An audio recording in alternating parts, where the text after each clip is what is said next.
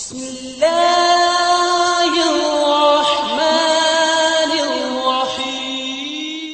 बार हजरत ख्वाजा मोइनुद्दीन चिश्ती रहमतुल्लाह अलैहि इस्लाम का पैगाम फैलाने की नीयत से अपने कुछ मुरीदों के साथ अजमेर शरीफ के एक स्थान पर तशरीफ लाए। जिस मुकाम पर हजरत ख्वाजा मोइनुद्दीन चिश्ती रहमतुल्लाह अलैहि ने क़याम किया, वहाँ के करीब ही एक बड़ा तालाब था जिसे स्थानीय हिंदू लोग अनासागर कहते थे।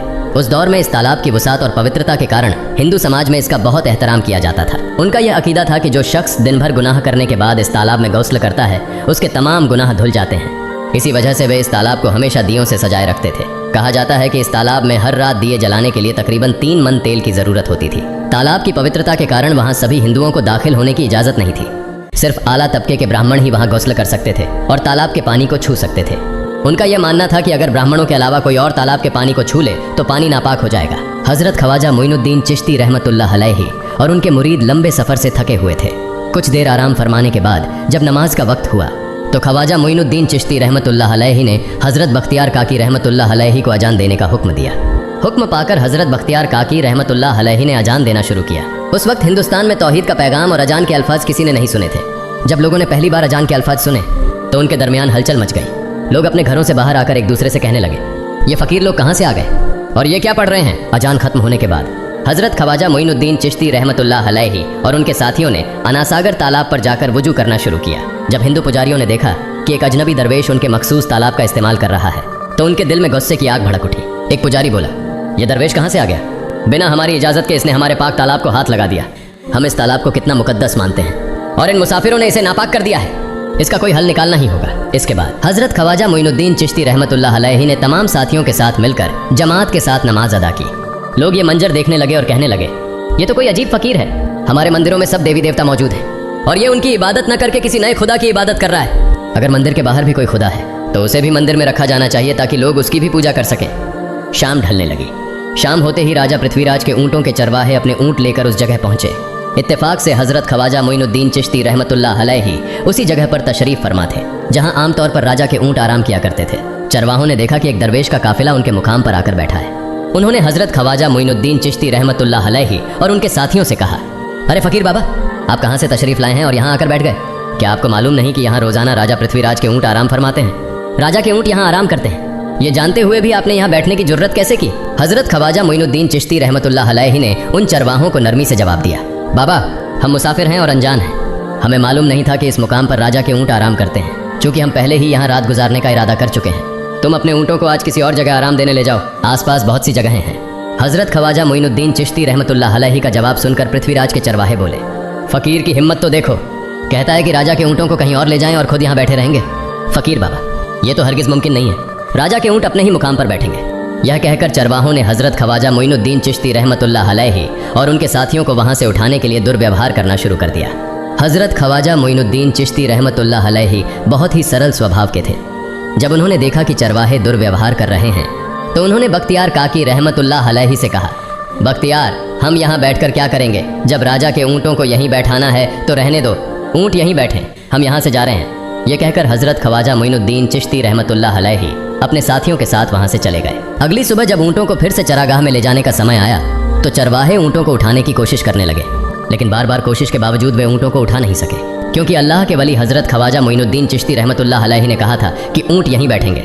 अल्लाह रब्बुल आलमीन ने उनकी यह दुआ कबूल कर ली थी और ऊँटों को आदेश दिया था कि जब तक मोइनुद्दीन चिश्ती खुद नहीं कहेंगे तब तक वे यहीं बैठे रहेंगे।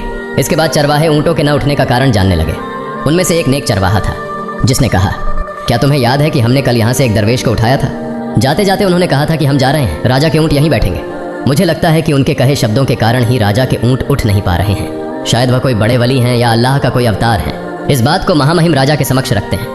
इसके बाद चरवाहे पृथ्वीराज के पास पहुंचे और हाथ जोड़कर निवेदन किया, महाराज, हमने बहुत कोशिश की लेकिन आपके ऊँटों को उनके स्थान से नहीं उठा सके और उन्हें चरागाह में घास चराने नहीं ले जा पा रहे हैं। राजा पृथ्वीराज ने आश्चर्य से पूछा, क्या ऊँटों को कोई बीमारी है जिस कारण वे उठ नहीं पा रहे? चरवाहों ने कहा, महाराज, ऊँट पूरी तरह स्वस्थ हैं, उन्हें कोई बीमारी नहीं है। पृथ्वीराज ने कहा, तो फिर वे अपनी जगह से क्यों नहीं उठ रहे? चरवाहों ने कहा, महाराज, कल उस स्थान पर एक दरवेश बैठे थे। हमने उनके और उनके साथियों के साथ काफी दुर्व्यवहार किया और उन्हें वहां से उठा दिया था। जाते जाते उन्होंने कहा था, राजा के ऊँट यहाँ बैठेंगे और उठेंगे नहीं। हमें लगता है कि दरवेश की बद्दुआ के कारण ही ऊँट अपनी जगह से नहीं उठ पा रहे हैं। तब पृथ्वीराज ने हुक्म दिया, अच्छा, जाओ और उस दरवेश को मेरे पास ले आओ। जब हजरत ख्वाजा मोइनुद्दीन चिश्ती रहमतुल्लाह अलैहि पृथ्वीराज के दरबार में पहुंचे तो पृथ्वीराज ने उनसे पूछा, ए दरवेश, आपने मेरे ऊँटों को क्यों पंगु बना दिया है? मेरे ऊँट भूखे मर रहे हैं, कृपया अपना जादू उनसे हटा लें। अगर जादू नहीं हटाया तो मेरे ऊँट भूखे मर जाएंगे। पृथ्वीराज की बात सुनकर हजरत ख्वाजा मोइनुद्दीन चिश्ती रहमतुल्लाह अलैहि मुस्कुराते हुए बोले, हे अल्लाह के बंदे, हम मुसलमान हैं और मुसलमान कभी जादू नहीं करते। तुम्हारे ऊँटों को मैंने नहीं बल्कि इस संसार के पालनहार महान अल्लाह रब्बुल आलमीन ने बैठाया है। उनकी आज्ञा से ऊँट बैठे हैं और उनकी आज्ञा से ही उठेंगे। लेकिन मैं उस सर्वशक्तिमान से प्रार्थना कर सकता हूँ कि वह तुम्हारे ऊँटों को उठने की अनुमति दे। इसके बाद हजरत ख्वाजा मोइनुद्दीन चिश्ती रहमतुल्लाह अलैहि ने अल्लाह से दुआ की, हे अल्लाह, इन ऊँटों को उनकी जगह से उठने की तौफीक दें। हजरत ख्वाजा मोइनुद्दीन चिश्ती रहमतुल्लाह अलैहि की दुआ करते ही चरवाहों ने देखा कि ऊँट अपनी जगह से उठकर चरागाह की ओर बढ़ने लगे। यह दृश्य देखकर चरवाहे चकित रह गए और हजरत ख्वाजा मोइनुद्दीन चिश्ती रहमतुल्लाह अलैहि की करामत की खबर पूरे अजमेर में फैल गई। जैसे जैसे हिंदुओं के बीच हजरत ख्वाजा मोइनुद्दीन चिश्ती रहमतुल्लाह अलैहि की करामत की बातें फैलने लगीं और इस्लाम की महानता उनके सामने प्रकट होने लगी, मंदिर के पुजारी भयभीत हो गए। वे सोचने लगे, अगर यही चलता रहा तो सभी हिंदू मुसलमान बन जाएंगे। तब वे पृथ्वीराज के पास पहुंचे और निवेदन किया, महाराज, ये दरवेश हमारे राज्य में अशांति फैला रहे हैं। यदि आपने अभी इनका कोई उचित समाधान नहीं निकाला तो ये दरवेश सभी हिंदुओं को मुसलमान बना देंगे और तब हमारे देवताओं की पूजा करने वाला कोई नहीं बचेगा। आप इन्हें यहाँ से भगा दें, नहीं तो ये हमें यहाँ से बाहर निकाल देंगे। महाराज, हम आपको एक और भयावह बात बताना चाहते हैं। ये दरवेश कहते हैं कि जिन मूर्तियों की हम पूजा करते हैं वे पूजनीय नहीं हैं। उनका कहना है कि ये केवल निर्जीव पत्थर हैं जिनमें कोई शक्ति नहीं है। ये साधारण लोगों को इस तरह की बातें बताकर भ्रमित करना चाहते हैं। सबसे आपत्तिजनक बात यह है कि ये दरवेश हर दिन 5 बार हमारे पवित्र तालाब में हाथ लगाकर उसे अपवित्र कर रहे हैं। पुरोहितों की बात सुनकर पृथ्वीराज ने हजरत ख्वाजा मोइनुद्दीन चिश्ती रहमतुल्लाह अलैहि को बुलाया। जब हजरत ख्वाजा मोइनुद्दीन चिश्ती रहमतुल्लाह अलैहि उनके दरबार में पहुंचे तो पृथ्वीराज ने कहा, ऐ दरवेश, हम देख रहे हैं कि आप गोमाता का मांस खाते हैं और हमारे देवताओं का अपमान करते हैं। हमारे धर्म के बारे में तरह तरह की उल्टी सीधी बातें कर रहे हैं। हम यह सहन नहीं कर सकते। हम यह भी देख रहे हैं कि आप हमारे पवित्र तालाब को अपने अपवित्र हाथों से खराब कर रहे हैं। आप तुरंत हमारे देश से चले जाएं।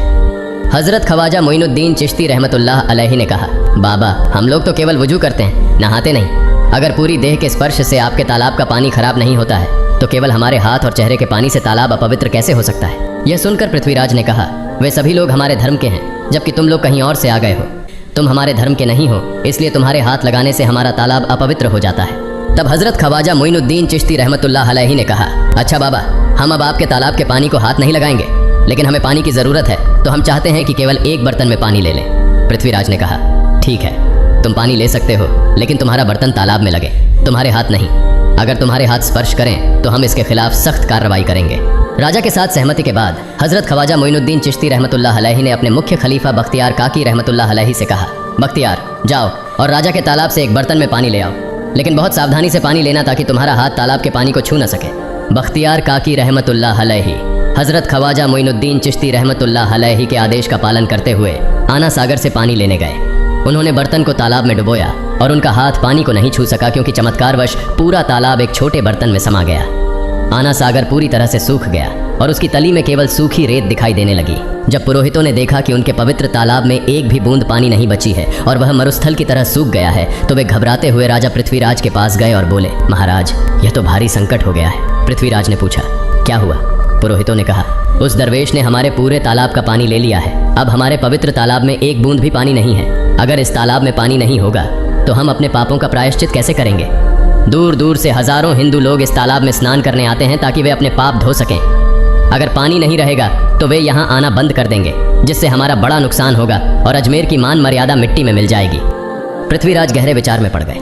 वे हजरत ख्वाजा मोइनुद्दीन चिश्ती रहमतुल्लाह अलैहि के खिलाफ कोई कठोर कदम उठाने से झिझक रहे थे, क्योंकि उन्हें आशंका थी कि अगर उन्होंने दरवेश के खिलाफ सैनिक भेजे और दरवेश ने सैनिकों पर भी जादू कर दिया तो उनकी परेशानी और बढ़ जाएगी। इसलिए उन्होंने कहा, तुम लोग जाओ और उस दरवेश को मेरे पास बुला कर लाओ। मैं देखता हूँ कि वह क्या चाहता है। अगर उसकी मांग उचित होगी तो हम उसे मान लेंगे, और यदि उचित नहीं हुई तो हम माफ़ी मांगकर अपना तालाब का पानी वापस ले लेंगे। जब हजरत ख्वाजा मोइनुद्दीन चिश्ती रहमतुल्लाह अलैहि पृथ्वीराज के दरबार में पहुंचे तो पृथ्वीराज ने कहा, ऐ बाबा, आपने हमारे तालाब का सारा पानी ले लिया है। हम अपने पापों का प्रायश्चित कैसे करेंगे? पूरे दिन के पाप हम इस तालाब में स्नान करके धोते हैं। अगर तालाब में पानी नहीं होगा तो हम अपने पाप कैसे धोएंगे? हजरत ख्वाजा मोइनुद्दीन चिश्ती रहमतुल्लाह अलैहि ने उत्तर दिया, देखो बाबा, तुम्हारे पास आना सागर है, पर दुनिया के हर कोने में ऐसा तालाब नहीं है, तो क्या वे लोग अपने पाप कैसे धोएंगे? पापों को धोने की ताकत इस तालाब के पानी में नहीं है। पापों को माफ करने वाला केवल अल्लाह है, जिसने आकाश, धरती और पूरी सृष्टि बनाई है। उसकी इजाजत के बिना एक पत्ता भी नहीं हिलता।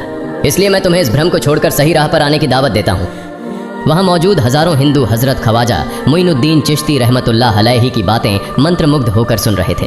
इसके बाद उन्होंने कहा, जाओ बख्तियार, जिस बर्तन में तुमने तालाब का पानी लिया था उसे वापस तालाब में डालाओ। बख्तियार काकी रहमतुल्लाह अलैहि हज़रत ख्वाजा मोइनुद्दीन चिश्ती रहमतुल्लाह अलैहि के हुक्म से आना सागर में बर्तन का पानी डालने गए। जैसे ही बर्तन का पानी तालाब में डाला, आना सागर फिर से पानी से लबालब भर गया। इस चमत्कार को देखकर वहाँ मौजूद कई हिंदुओं ने कलमा पढ़कर इस्लाम कबूल कर लिया। यह देखकर हिंदू पुरोहितों और पंडितों की चिंता बढ़ गई। वे पृथ्वीराज के पास गए और बोले, महाराज, यदि अब कोई उपाय नहीं किया गया तो सारे हिंदू मुसलमान हो जाएंगे। पृथ्वीराज ने कहा, मुझे सलाह दो, इस दरवेश का मुकाबला कैसे किया जा सकता है? पुरोहितों ने कहा, यह दरवेश एक बड़ा जादूगर है, इसलिए इसका मुकाबला भी जादू से करना होगा। हमारे बीच एक बड़े पुरोहित और जादूगर रामदेव हैं, उन्हें इसके मुकाबले में भेजें। अगर वह जादू से इसे हरा सके तो हम अपने हिंदू धर्म का गौरव फिर से प्राप्त कर सकेंगे। पृथ्वीराज ने रामदेव को बुलाकर कहा, रामदेव, मैं तुम्हें इस दरवेश को जादू से हराने की जिम्मेदारी दे रहा हूँ। अगर तुम उसे हरा सके तो हम अपने धर्म का गौरव फिर से पा सकेंगे। रामदेव ने पृथ्वीराज को आश्वस्त करते हुए कहा, महाराज, आप चिंता न करें, इस दरवेश को हराना मेरे लिए बहुत आसान है। मैं आपके समक्ष हमारे धर्म का गौरव वापस लाकर रहूँगा।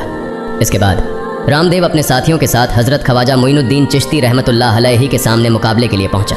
उसने कहा, मोइनुद्दीन, अगर तुम में ताकत है तो मुझसे जादू का मुकाबला करो। मैंने तुम जैसे बहुत से जादूगरों को हराया है, तुम्हें हराना तो मेरे लिए साधारण बात है। हज़रत ख्वाजा मोइनुद्दीन चिश्ती रहमतुल्लाह अलैहि ने उसकी बातों का कोई जवाब नहीं दिया। रामदेव ने देखा कि हज़रत ख्वाजा मोइनुद्दीन चुप हैं, तो उसने गाली गलौज करना शुरू कर दिया। जब रामदेव अपनी हदें पार कर गया तो हज़रत ख्वाजा मोइनुद्दीन ने उसकी आंखों में देखते हुए कहा, रामदेव, तू चिल्ला रहा है लेकिन मैं तेरे माथे पर ईमान की रोशनी देख रहा हूँ। हज़रत ख्वाजा मोइनुद्दीन चिश्ती रहमतुल्लाह अलैहि की यह बात सुनते ही रामदेव कांपने लगा और उसी क्षण अल्लाह रब्बुल आलमीन ने उसके दिल में ईमान की रोशनी डाल दी। रामदेव हज़रत ख्वाजा मोइनुद्दीन चिश्ती के चरणों में गिर पड़ा और बोला, हे अल्लाह के वली, मैंने आपके साथ बहुत बेअदबी की है, मुझे माफ़ करें और मुझे कलमा पढ़ाकर इस्लाम की राह दिखाएं। हज़रत ख्वाजा मोइनुद्दीन चिश्ती रहमतुल्लाह अलैहि ने रामदेव को कलमा पढ़ाया और उनका नाम रखा मोहम्मद सादिक। इतिहास बताता है कि बाद में रामदेव मोहम्मद सादिक के रूप में एक बड़े अल्लाह के वली बन गए। प्रिय पाठकों, सोचें, जो रामदेव हज़रत ख्वाजा मोइनुद्दीन चिश्ती को पराजित करने आए थे, वही अब उनके हाथ में हाथ देकर इस्लाम की शांति की छांव में आ गए। यह अल्लाह रब्बुल आलमीन का चमत्कार और शक्ति है जो जिसे चाहे हिदायत दे सकता है। आमीन।